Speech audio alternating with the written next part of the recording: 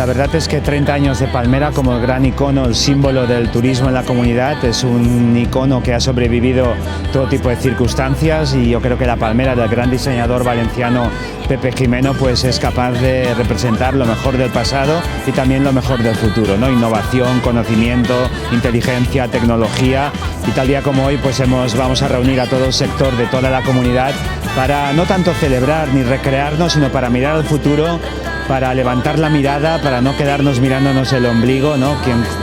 se mira demasiado el ombligo corre el riesgo de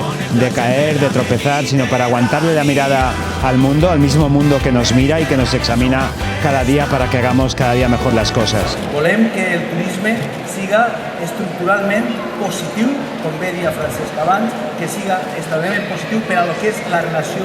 entre les persones, lo que és el renaixement de la pròpia humanitat. Els vull dir que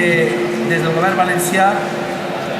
entenem el turisme més enllà de lo que és un sector econòmic. Hi ha una transversalitat, hi ha una manera d'entendre que el nou projecte de prosperitat social per a aquesta comunitat té que veure també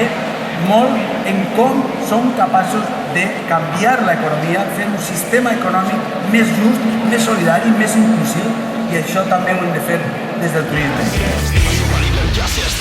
Se validen ja si estem, pico que passen certes coses, se bolitzen o passen en rec, així protesten o callen l'estrec. Té igual la tempesta, la pena, la ona, la cresta, mira la tendresa, la fi del camí, volen la recompensa promesa. Mediterrani de festa,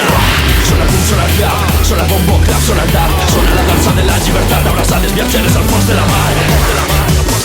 el mar cementeri de la humanitat. On es venen i van, on és que van trencant, on és la gent de la medi.